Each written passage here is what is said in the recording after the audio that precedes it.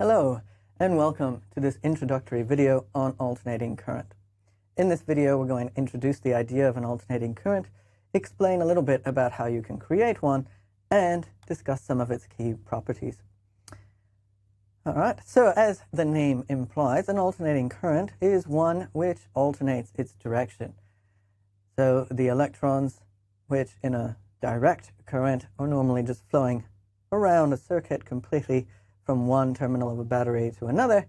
In the case of alternating current, the electrons actually alternate their directions. Sometimes they're flowing, say, to the right, and sometimes they're flowing to the left. So the simplest way to create an alternating current is to actually alternate your potential that you're applying around your circuit. So if you make the potential difference, say, a nice oscillatory function, then that in turn will cause the current to also be alternating and oscillatory. So let's consider that we apply some potential as a function of time, which is just some initial amplitude times some nice sinusoidal function with some frequency f.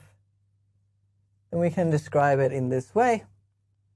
So f is just the frequency, it's the number of times per second that this thing oscillates completely through the sine, so that this angle, this argument here of the sine, varies between 0 and 2 pi with frequency f. That's the number of times per second that we oscillate up and down and back. Given this description, we can figure out what the current is. Let's assume that our circuit involves a nice ohmic resistor.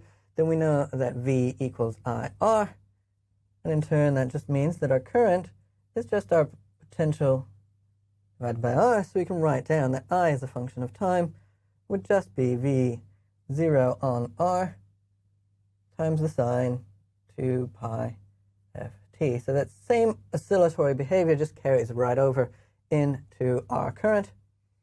And that's nice. We can identify this thing here to be what we'll call I0, our initial current amplitude, or really just the current amplitude, and it's oscillating with frequency f as time goes on. So that's an expression for our current. Now we can take this a little bit further.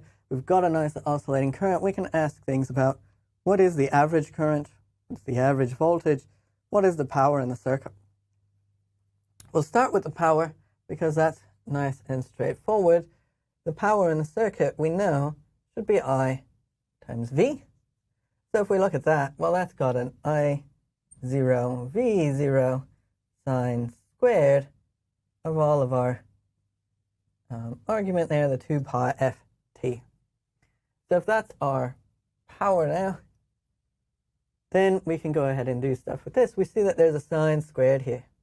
So if I want to know something about the average value of power, so that was the power. If I want to know the average power, well, that's going to just be the I0, the V0, and then we think about sine squared. What's the average value of sine squared? Sine varies from -1 to 1.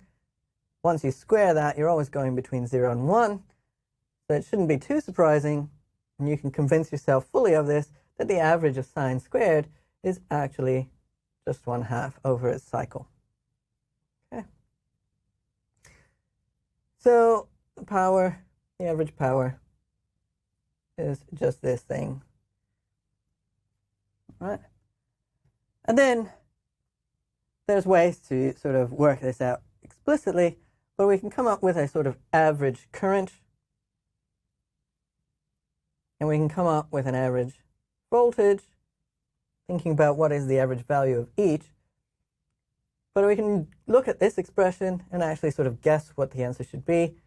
So we know that P is the product of the two things that we're now considering. So I should certainly involve I0, the V should certainly involve V0, and then their product, of course, is supposed to be the 1/2. What you actually find is that you just split that up evenly between the two, and so each one ends up being 1 on square root of 2 I0 for the current, and 1 on square root of 2 V0 for the voltage. These things, as averages, are actually the root mean square, or RMS values for the current and for the voltage in this alternating current system, and they just describe the sort of typical value of your current, typical rate at which charge is flowing, even though it's not really making any progress, it's just oscillating back and forth. This is sort of the typical speed of that flow, and the voltage is telling you what is the typical voltage across your circuit.